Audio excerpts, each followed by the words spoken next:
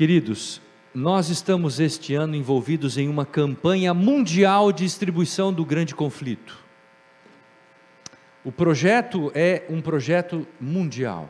Nós estamos trabalhando pela distribuição de 1 bilhão de livros do grande conflito. Você vai perguntar, mas pastor, como que a gente vai distribuir 1 bilhão de material? A questão não é distribuir papel só.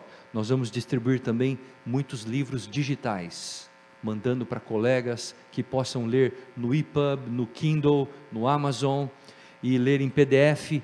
Então nós vamos mandar esses livros para vários grupos, não é? Eu estava pensando aqui hoje de manhã, quando falava desses pioneiros, e eu costumo falar isso para os meus alunos, né? Imaginem vocês se aqueles 12 pioneiros que eu passei aqui ontem para vocês estivessem vivos aqui hoje, aqui entre nós, o que eles estariam fazendo? Para pensar um minutinho. Se eles pregaram tanto sobre a volta de Jesus, com tanta ênfase, com tanto amor, com tanta paixão, o que eles estariam fazendo aqui hoje? Vendo tudo o que está acontecendo no nosso mundo. Amigos, eu não tenho dúvida nenhuma, que se eles pegassem o seu celular, não é? E eles vissem a potencialidade que a gente tem para pregar o Evangelho, usando as mídias digitais, eles se reuniriam e falariam assim: o que a gente pode fazer para apressar a volta do Senhor Jesus, pregando através das mídias sociais? Criariam métodos, estratégias, criariam várias formas de falar de Cristo por meio das mídias sociais. Não ficariam só blá blá blá, blá blá blá, perdendo seu tempo. Usariam isso para a pregação do Evangelho, com toda certeza, né? Temos que pensar exatamente nesse ponto também. Bom, pegue a sua Bíblia, vamos ler a palavra de Deus para nós iniciarmos a palavra.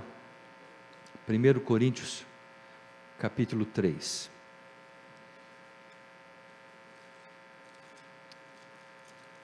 Versos 14, verso 11, até o verso de 15. 1 Coríntios 3, 11 a 15. A palavra de Deus diz assim: porque ninguém pode lançar outro fundamento além do que foi posto, o qual é Jesus Cristo. Contudo, se o que alguém edifica sobre o fundamento é ouro, prata, pedras preciosas, madeira, feno, palha, manifesta se tornará a obra de cada um, pois o dia a demonstrará, porque está sendo revelada pelo fogo. E qual seja a obra de cada um, o próprio fogo o provará. Se permanecer a obra de alguém que sobre o fundamento edificou, essa receberá o quê? O galardão. Se a obra de alguém se queimar, sofrerá ele dano, mas esse mesmo será salvo, todavia como que através do fogo. Notem, a obra de cada pessoa, de cada ser humano nesse planeta está sendo provada. E um dia, quando Deus efetuar o seu juízo sobre a obra de cada um, Ele vai avaliar se a obra de cada um foi construída sobre o feno, a palha, ou foi construída sobre as pedras preciosas, o ouro, a prata. A obra de Ellen White também será avaliada, ela já está sendo avaliada, e nós vamos começar o JA de hoje, essa exposição, apresentando para vocês uma das mais poderosas obras que ela escreveu em sua carreira como escritora, a obra O Grande Conflito. Um aluno meu, na verdade 2 alunos meus comigo, fizemos este vídeo que vocês vão ver agora pela primeira vez, está sendo passado para a igreja a nível nacional. Pode passar.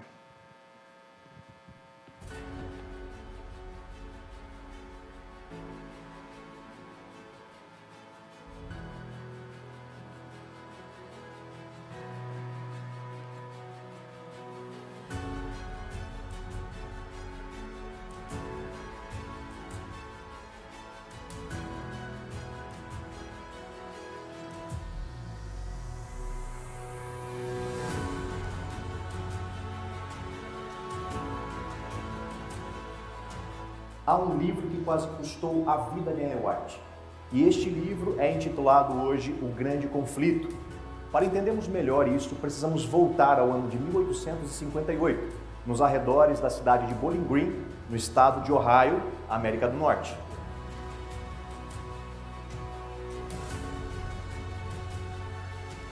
Ellen e Tiago White estavam viajando pelo estado, visitando vários grupos de adventistas. Enquanto Tiago estava realizando um funeral de uma criança na escola de Lubbock Grove, em 14 de março de 1858, Ellen teve uma visão que durou cerca de 2 horas. Receber uma visão durante o funeral de uma família enlutada não seria o momento ideal, mas a verdade é que essa visão seria de vital importância para nós hoje. 2 dias depois, Tiago e Ellen estavam voltando para casa de trem e ela contou sobre a visão. Eles discutiram planos para escrever e publicar um livro sobre o assunto. Ficou decidido que assim que chegassem em casa, essa seria a sua primeira ocupação. Porém, naquele trem, havia alguém que estava escutando atentamente os planos e estava determinado a que o mundo nunca soubesse a verdade sobre si mesmo. Aquele passageiro invisível e não pagante estava decidido a impedir que o livro fosse escrito, se possível. Quando chegaram em Jackson, Michigan, Tiago e Ellen ficaram na casa de Daniel e Abigail Palmer. Enquanto conversava com Abigail, Ellen sentiu um calafrio passar por seu lado direito e o seu coração. Os presentes oraram fervorosamente por ela e, com as forças parcialmente restauradas, pôde continuar sua jornada até Battle Creek. Quando chegou em casa, Ellen começou a escrever, mas isso não foi fácil. Inicialmente, ela só teve forças para escrever apenas uma página e depois teve que descansar por 3 dias. Mas conforme ela continuava a escrever, sua força aumentava e ela foi capaz de avançar e concluir o livro.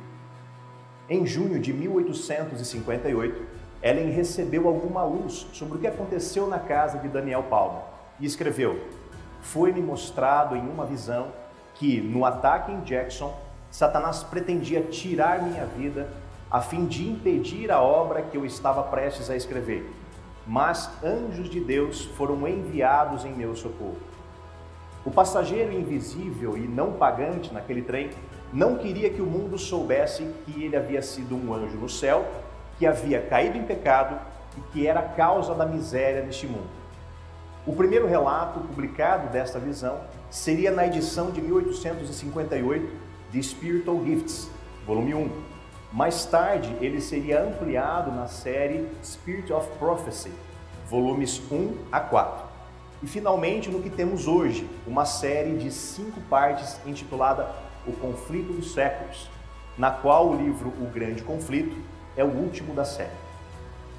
O grande conflito entre Cristo e Satanás seria o tema principal nos escritos de Ellen White e também a chave que os adventistas do 7º dia usariam para desvendar as Escrituras. Este livro, que quase custou a vida de Ellen White, mudou vidas em todo o mundo e é aquele que devemos procurar compartilhar o máximo possível. A própria Ellen disse: "O grande conflito deve ser amplamente divulgado. Ele contém a história do passado, do presente e do futuro. Em seu esboço das cenas finais da história da Terra, ele presta um poderoso testemunho em favor da verdade. Estou mais ansiosa para ver uma ampla circulação deste livro do que qualquer outro que escrevi, pois no grande conflito, as cenas finais da história deste mundo são dadas de maneira mais distinta do que em qualquer outro livro que escrevi." Se você nunca leu o livro Grande Conflito, convido-o agora a fazê-lo. E se você já leu, ore e peça a Deus sabedoria para compartilhar uma cópia com outras pessoas.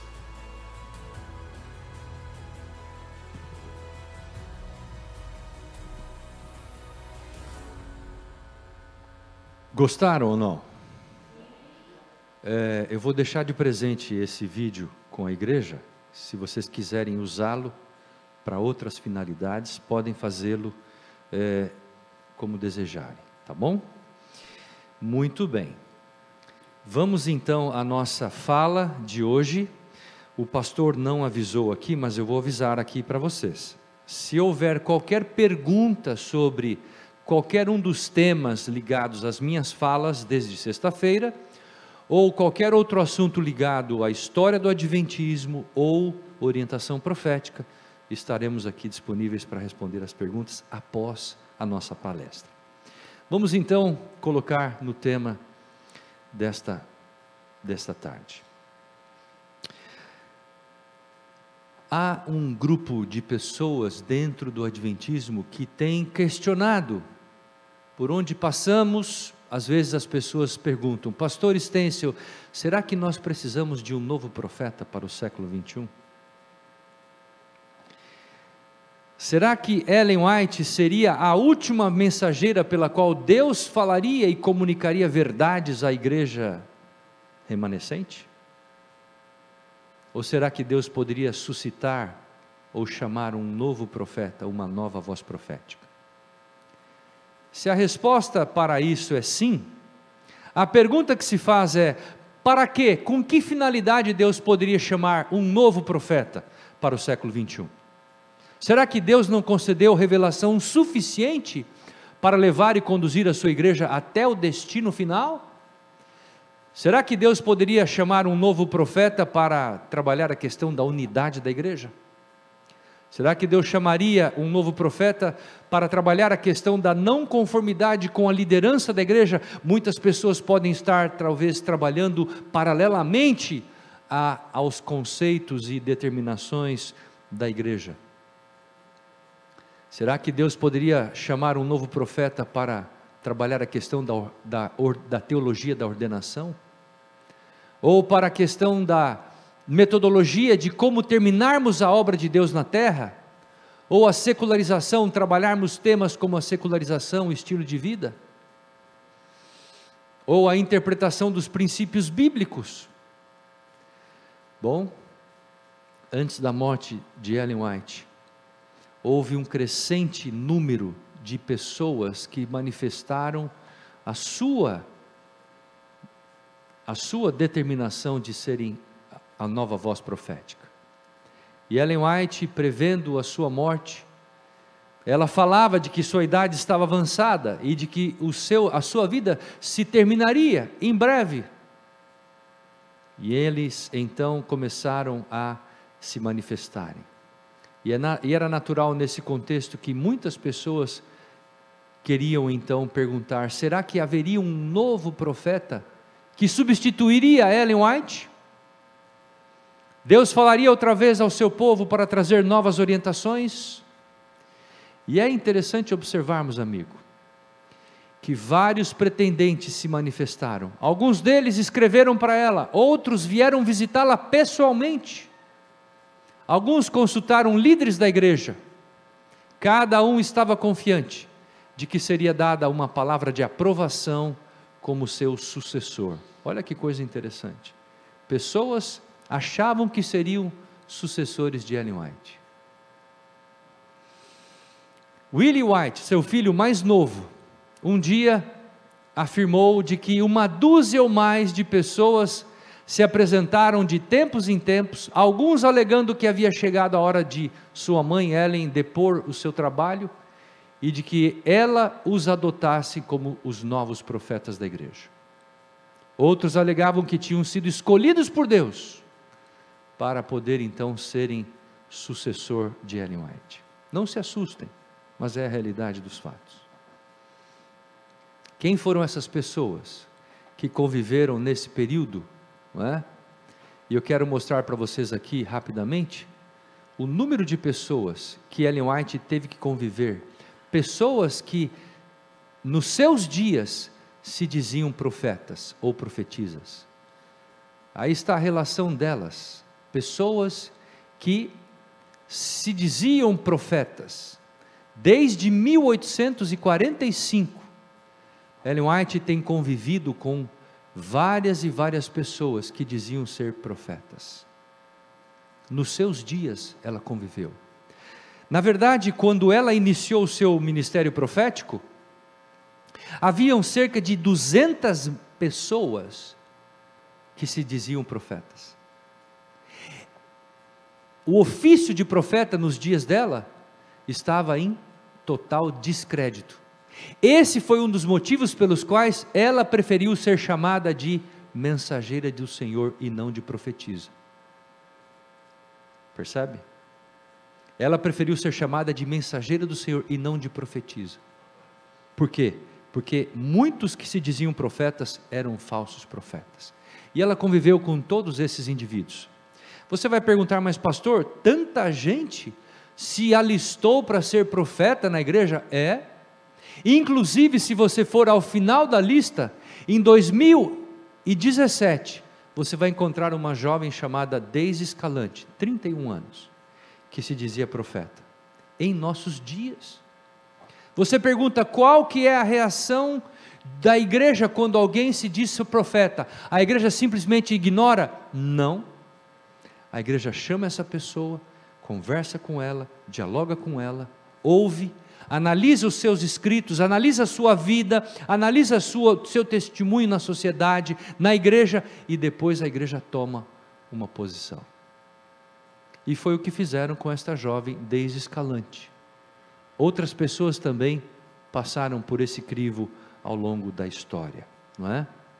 Essa jovem Deise Escalante, ela escreveu em 2017 que o decreto dominical seria baixado em abril de 2019. E quando a igreja então viu e leu aquilo, a igreja falou: olha, não há nenhuma base, nem bíblica, nem teológica, nem escatológica, para você chegar a essa conclusão. Portanto, ela foi desqualificada como uma profetisa, evidentemente, não é? E outras questões também foram avaliadas. Bom, qual que era a resposta mais comum que Ellen White dava para esses pretendentes profetas? Ela então dizia, quando ela os encontrava e ouvia as suas reivindicações, que ela não tinha recebido qualquer orientação da parte de Deus a respeito deles. Na verdade, já vou aqui antecipar para vocês, quando ela recebia essa indagação das pessoas, ela respondia de duas maneiras. Primeiro, que ela nunca havia recebido nenhuma orientação da parte de Deus, que alguém iria substituí-la como a voz profética. Segundo, ela dizia, com a revelação dada por Deus na Bíblia, e a revelação dada por Deus através dos testemunhos, ela cria plenamente que a igreja tinha em mãos orientação clara e suficiente para poder caminhar seguramente até a Canaã celestial. Bíblia e Espírito de profecia era suficiente para conduzir a igreja até a Canaã celestial. Então, amigos, a pergunta que eu refaço: seria necessário um novo profeta? Essa é uma boa pergunta, não é?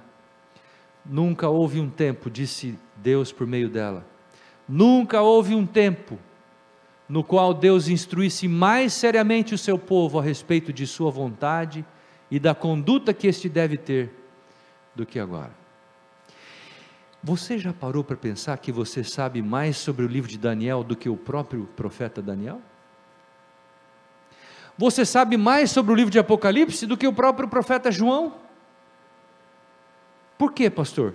Porque com a revelação que temos hoje, com os estudos que já foram feitos em relação aos textos bíblicos, nós temos mais compreensão do que os próprios autores. Nós sabemos mais sobre os escritos de Ellen White do que propriamente ela, porque ela já morreu em 1915, há mais de 100 anos. Percebe? Porque os livros estão aqui, a gente pode estudá-los, pode pesquisá-los. Nunca houve um tempo onde houvesse tão grande quantidade de revelação dada por Deus. E eu quero dizer algo em nome de Jesus a vocês: se qualquer um de nós vier a se perder em direção à Canaã celestial, não terá sido por falta de revelação, mas sim pela nossa própria negligência em não conhecer a revelação profética. Vamos seguir. Então, queridos, olha o que Ellen White fala sobre os seus escritos. Muita gente reclama, muita gente fala, a igreja adventista tem uma segunda Bíblia. Ellen White. E vejam vocês, queridos, que coisa interessante. Ela diz: se tivessem feito da Bíblia o objeto de seus estudos, com o propósito de atingir o padrão bíblico e a perfeição cristã, não necessitariam dos testemunhos. Ela escreveu isso. Se nós tivéssemos feito da Bíblia o objeto de seus estudos, de nosso estudo, não necessitaríamos o quê? Dos testemunhos. Ela está dizendo isso. Percebem isso? A própria Bíblia, ela é suficiente para poder comunicar as verdades. Mas aí então, por que Deus concedeu a Bíblia? Deus concedeu os testemunhos? Aí está. É porque negligenciaram se familiarizar com o livro inspirado de Deus. Ele procurou alcançar vocês por meio de testemunhos simples, diretos, chamando a sua atenção para as palavras da Bíblia, da inspiração. Então, qual é o propósito dos testemunhos? Nos levar de volta para a palavra de Deus, a Bíblia. Entendem isso? Essa é uma verdade que nós precisamos compreender. Os testemunhos do Espírito de Profecia existem para nos levar de volta à palavra de Deus, a Bíblia, e fazer-nos compreender a Bíblia de uma forma mais ampla, mais completa. Não é? Deixa eu citar uma coisa aqui, só para vocês entenderem um pouquinho dos testemunhos. Fazer uma pergunta para os músicos aqui da frente. Vocês já tocaram em muitas santas ceias, não tocaram? Quando você vai à Bíblia, você vai lá em Mateus e fala assim: e tendo eles cantado um hino, se despediram. Né? Aí você vai lá para o cenáculo. Jesus come com seus discípulos, naquela última ceia, eles cantam um hino, lá no final, quando ele está se despedindo, e ele vai embora. Que hino que eles cantaram? Alguém sabe? Desejar todas as nações fala isso. Quem sabe? Nota 10. Olha, aquele irmão lá sabe tudo. Salmo 117. Isso está no livro Desejar todas as nações. São detalhes que a gente pode saber. Vou dar um outro exemplo. Por ocasião da volta de Jesus, quando Jesus Cristo estiver voltando nas nuvens dos céus. Na primeira visão, Ellen White viu Jesus voltando nas nuvens dos céus. E ela vê Jesus voltando, na sua mão direita o que ele tem? Quem sabe? Na mão direita de Jesus, uma foice. E na mão esquerda? Quem sabe? A Bíblia não fala isso. Ellen White, ela diz que ele tem uma grande trombeta de prata. Mão direita uma foice, na mão esquerda uma trombeta de prata. O que essa revelação nos ajuda? A ampliar a cena da volta de Cristo, com mais clareza, com mais nitidez, amplia e ajuda-nos a compreender a beleza desse momento. Jesus vai estar tocando aquela trombeta, e ele vai estar como chefe do coro, ele vai estar conduzindo aquela música belíssima que jamais ouvido de mortais ouviram, com aquela trombeta de prata. Bom, isso é só um exemplo breve, um parêntese que eu faço aqui sobre esse assunto ligado aos testemunhos. Então a palavra, os testemunhos têm como propósito conduzir a palavra de Deus. Agora, esses olhos que estão aqui, 30 anos como pastor dessa igreja, eu tenho uma verdade a falar para vocês. Esses olhos já viram muita gente sair pelas fileiras dessa igreja. Por quê? Porque eles deixaram de crer nos testemunhos. E Ellen White, ela fala isso, olha o que ela diz: se você perder a confiança nos testemunhos, você vai cair das verdades da Bíblia. Se você deixar de crer nos testemunhos, você vai deixar de crer aonde? Na palavra de Deus. E depois vai deixar de crer em quê? Na igreja? Vai deixar de crer no próprio Deus Criador. Você vai deixar de crer. Isso está aí registrado como uma orientação à igreja de Deus, não é? Muito bem, ela viu que grande oposição ela enfrentaria ao longo do seu ministério profético, e ela previu isso, não é? O inimigo tentaria impedir que essa luz alcançasse o povo de Deus. Ele trabalha todo momento, 24 horas tentando impedir que esta verdade. E o que ele faz? Ele semeia dúvidas, lança questionamentos, e ele faz com que a igreja questione se esse dom é um dom real, verdadeiro, vindo da parte de Deus. Aí está o maior crítico dos testemunhos de Ellen White. Seu nome, alguém conhece ele? Dudley Kenwright. Ele era um pastor adventista, se tornou o maior crítico da história da igreja adventista, mas ele não se tornou só crítico dos testemunhos, depois ele começou a criticar a igreja. Percebem? Escreveu vários livros criticando, e no dia da morte de Ellen White, diz o relato que ele compareceu ao funeral. O maior crítico dela compareceu ao funeral dela. A sua consciência estava acusando ele, e ele foi ao funeral, e ele deu 2, 3 voltas em torno do caixão e disse: aí está uma mulher que era verdadeiramente cristã, honesta e justa. Ele reconheceu o trabalho daquela profetisa, um crítico dela, não é? Agora, queridos, eu queria deixar com vocês esse texto, e eu queria pedir a sua atenção para com esse texto.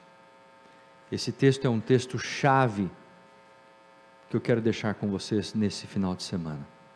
A palavra de Deus, através dos testemunhos, diz assim: ou Deus está ensinando sua igreja, reprovando seus erros e fortalecendo a sua fé, ou não está. Esta obra é de Deus ou não é? Deus nada faz em parceria com Satanás. O meu trabalho, diz ela, ao longo dos últimos 30 anos, traz o selo de Deus ou do inimigo. Não há meio termo nessa questão. Os testemunhos são do Espírito de Deus ou do diabo. Ah, pastor, essa parte aqui eu creio, pastor, mas essa outra aqui não. Olha, pastor, esse livro aqui do Grande Conflito eu aceito, mas os outros não. Esta porção aqui foi inspirada, mas esta não foi inspirada. E as pessoas começam a classificar conteúdos dos testemunhos, e a dizer que uma porção é inspirada e a outra não é inspirada. Ela está dizendo: não há meio termo. Ou o Espírito é de Deus, ou não é. Ou essa obra é de Deus, ou não é. Não há meio termo nesse trabalho. Anotem esse texto, 5º volume dos Testemunhos, 671, e você vai então poder trabalhar com as pessoas que muitas vezes criticam ou fazem seleção desta autora, não é? E eu queria, encerrando já, caminhando para o final, dizer que o mesmo Espírito que inspirou os profetas canônicos é o mesmo Espírito que inspirou os profetas não canônicos e pós-bíblicos. E sendo assim, é impossível que haja alguma contradição entre as suas mensagens. Vou fazer uma pergunta para vocês. Quem foi o primeiro profeta da palavra de Deus na Bíblia? Quem vai responder? Quem foi o primeiro profeta chamado por Deus na palavra de Deus na Bíblia? Puxa, aquele irmão responde todas as perguntas. Ele precisa ganhar um presente. Abra sua Bíblia comigo. Vamos à Epístola de Judas. Epístola de Judas. Olhe bem. Olha que coisa fabulosa isso aqui. Judas, versículo 14. Olha o que diz a palavra. Judas 14. Quanto a estes foi que também profetizou quem? Enoque, o 7º depois de Adão, dizendo: eis que veio o Senhor entre suas santas miríades, para exercer juízo contra todos e para fazer convictos todos os ímpios, acerca de todas as obras ímpias. Pergunto vocês, esse foi o primeiro profeta chamado por Deus. O que Deus revelou para ele? Falem alto, o que Deus revelou para ele? A volta de Jesus. O primeiro profeta chamado por Deus, o sétimo depois de Adão, viu Jesus Cristo voltando em santas miríades. Deus mostrou para ele essa cena. E eu pergunto aos senhores, o que o último profeta da Bíblia viu? Quem foi o último profeta da Bíblia? João. O que Deus mostrou a João? A mesma cena. Jesus voltando em suas santas miríades. Agora eu quero fazer uma pergunta para vocês, parem para pensar um pouquinho. O que Deus revelou a uma profetisa com 17 anos de idade, na sua primeira visão? A mesma cena. O que o profeta Enoque viu na primeira visão, João viu como último profeta da Bíblia, repetido, e Ellen White viu da parte de Deus, a mesma cena. Só que alguns colocam mais detalhes sobre a cena. Percebe isso? Agora eu faço uma pergunta aos senhores e às senhoras. Pergunto-lhes: Enoque foi um profeta canônico, sim ou não? Canônico? Ele escreveu algum livro da Bíblia? Não. Mas João foi, não foi? Qual é mais importante, Enoque ou João? Os dois são importantes.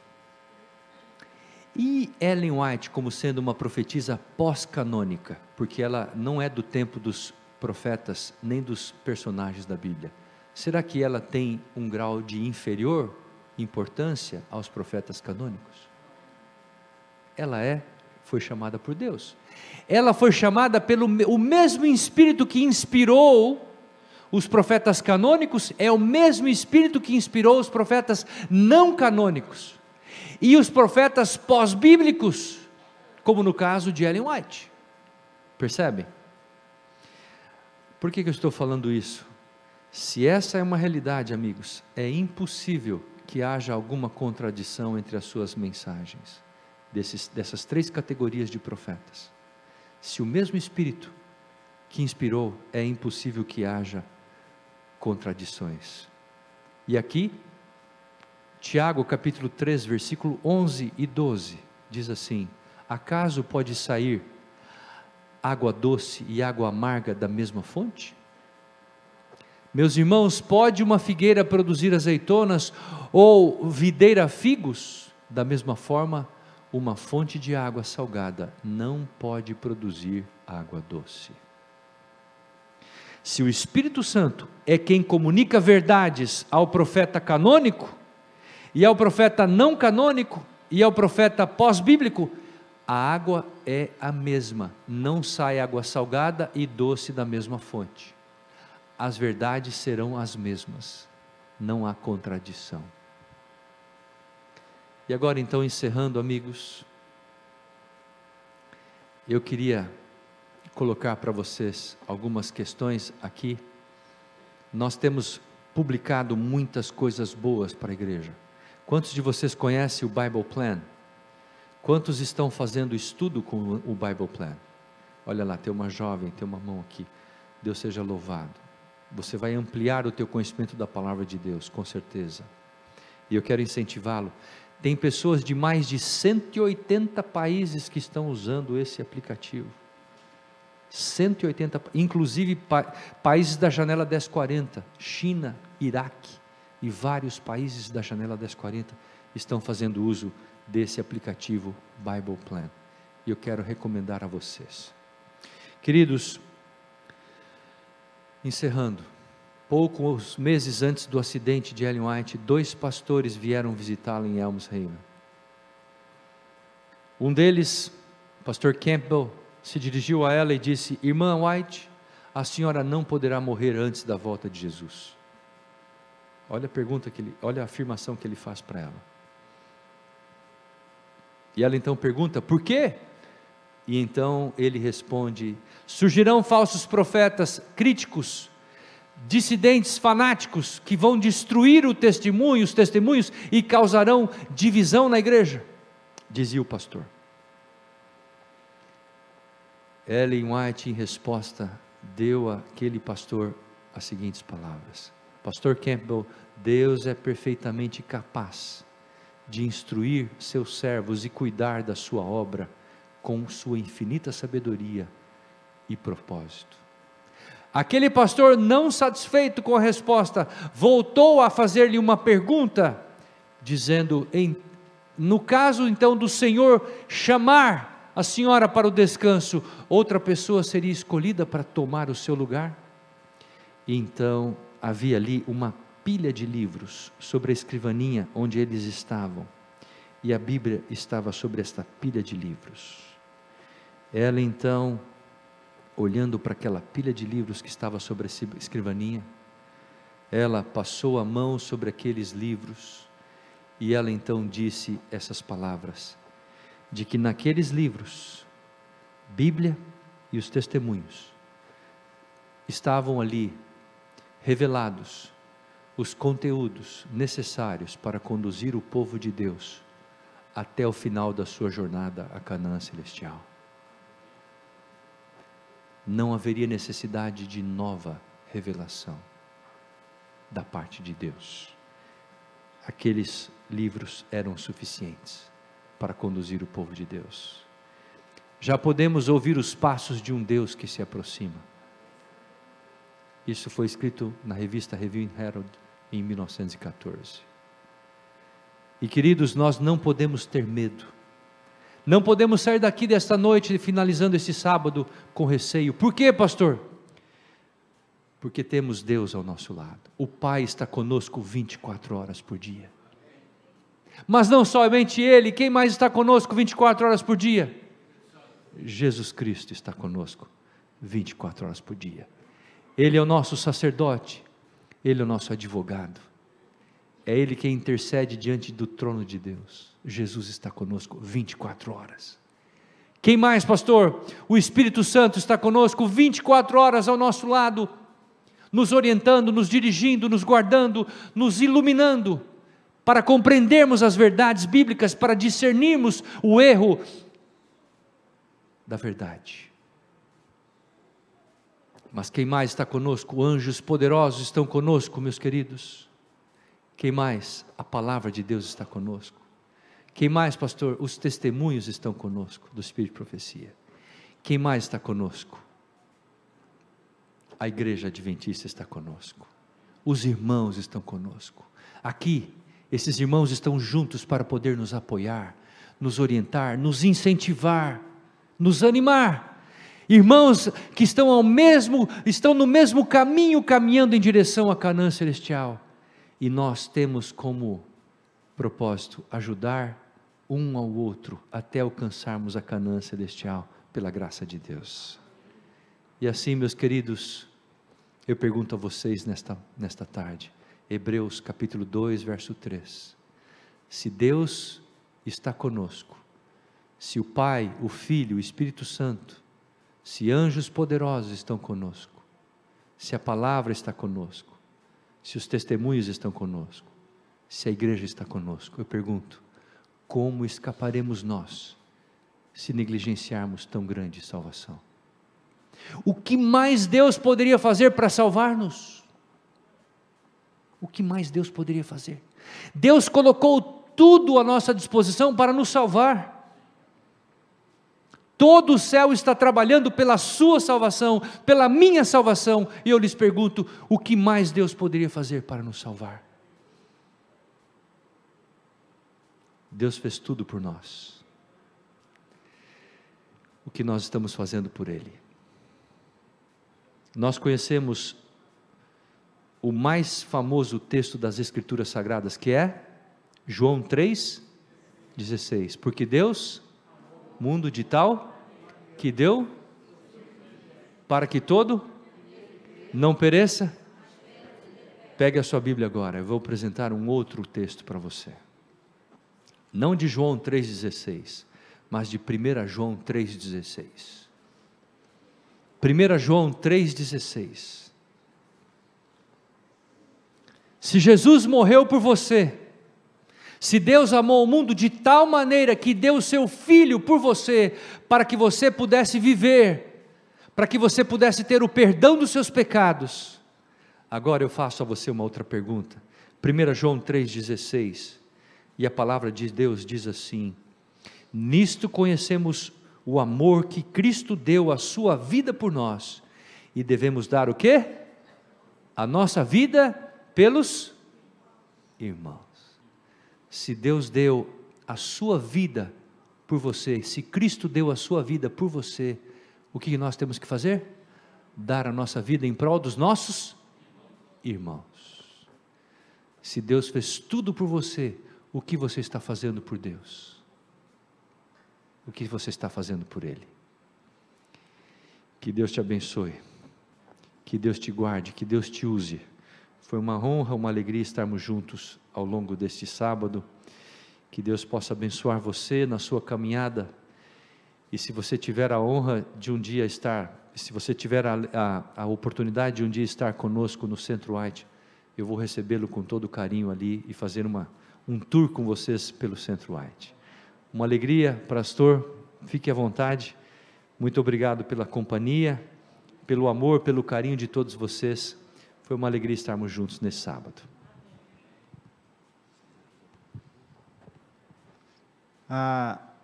O pastor abriu até, antes de nós finalizarmos, alguma pergunta que alguém queria fazê-lo para que possa aproveitar o pastor que está aqui, alguma dúvida? Ficou tão claro, né? Mas a gente abre aqui o espaço. Há alguma pergunta para que a gente possa...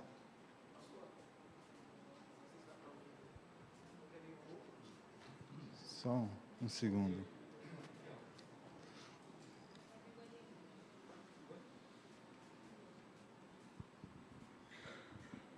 Pastor Renato, há uns anos atrás, quando eu fiz o curso de Estudos de Religião no então IAE, no Junasp, Campus São Paulo, um professor nosso, justamente dessa área aqui, ele havia dito que, ele tirou até por base, tá, os livros de Reis e Crônicas, que apareciam que chamados profetas assim, de 5 minutos, digamos assim. Lembra que tinha uma mensagem, tipo Aías, tinha mensagem e saía do ar.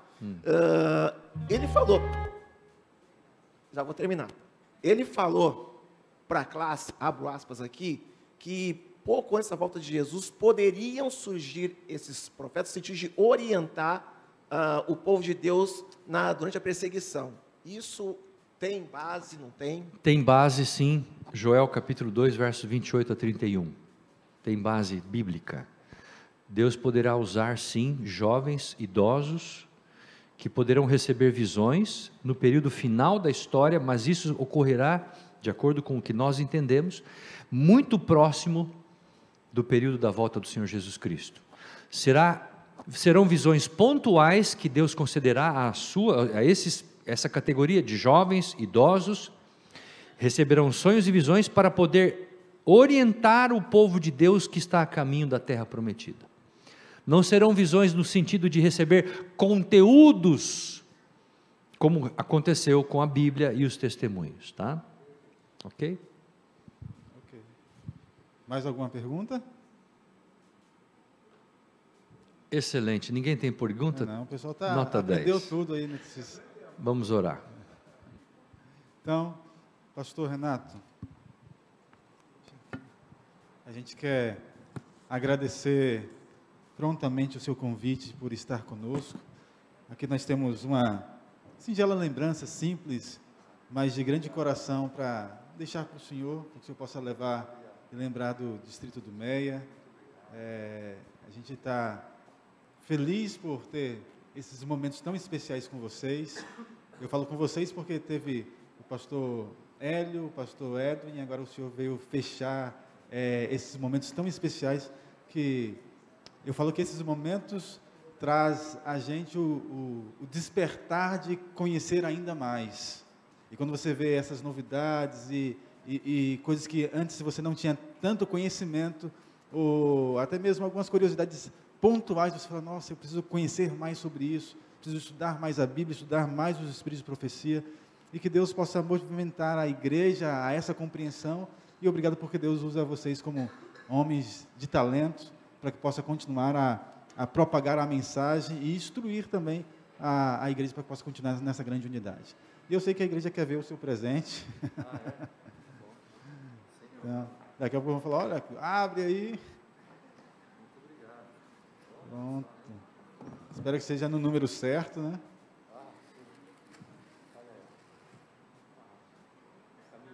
Obrigado.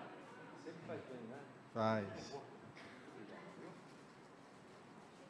Eu quero convidar o ancianato que aqui está, como nós fizemos também com os outros pastores que aqui estiveram, o André, o Eber, também o Leandro, o Dizon, o Henrique está ali atrás, o Gustavo saiu já ou está aí? O Gustavo estava aí com a gente. E aproveitar para, não só temos também aqui o nosso ancianato da Igreja do Meia, mas representar também do distrito que aqui está também o Góis, que vem aqui com a gente também. E assim a gente fazer uma oração especial pelo Senhor, pelo seu ministério, pela sua vida, e que Deus possa continuar aí usando o Senhor como um talento para continuar anunciando e movendo-nos para aprender e conhecer cada vez mais das mensagens do Senhor, tá bom? Vamos orar pela sua vida. Querido Pai, mais uma vez, ó Deus, nós louvamos o Senhor pela vida do pastor Renato. O Senhor tem conduzido ele com mãos fortes e poderosas, guiado o seu ministério, a sua vida. Ele tem sido um instrumento poderoso não só na orientação e capacitação de sair para que possa trazer as mensagens na igreja, mas ele tem um papel fundamental também através de pastores, as suas orientações, as suas instruções, para que assim possamos também ter a visão correta e a visão de sermos pessoas influenciadas pelo Teu Espírito Santo. Ó Deus, lembro aqui de uma das suas aulas que movimentou e aqueceu o meu coração, quando ele falou que nós, como pastores, precisamos ser movidos pelo Teu Espírito Santo, para que assim possamos mover a nossa igreja também nesse mesmo propósito, receber o batismo do Espírito Santo. Ó Deus, que eu possa continuar usando como um instrumento poderoso para nos despertar e enxergarmos o papel importante que precisamos desempenhar nas nossas igrejas, no local onde estamos plantados, para que assim o Senhor possa voltar ainda em nossa geração. Ó Deus, queremos seguir com esse legado, na qual os pioneiros caminharam arduamente, dando a sua vida, os seus recursos, em prol de uma verdade que aquecia o seu coração. Jesus breve voltará. Ó Senhor, que essa verdade também possa aquecer o nosso coração hoje, e que assim possamos nos empenhar constantemente a anunciar que o Senhor voltará. Ó Deus, abençoe poderosamente a vida do pastor Renato Stêncio, a sua família, os seus filhos, o seu ministério, o Centro White, para que possa ser uma luz a iluminar esse mundo em trevas e caminhar e guiar as pessoas até o céu.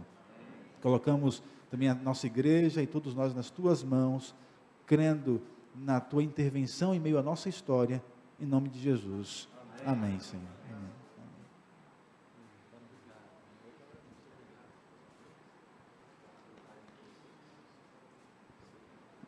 Amigos, então nós agradecemos ao pastor Renato, agradecemos a você que esteve aqui conosco durante esse período da nossa série Identidade.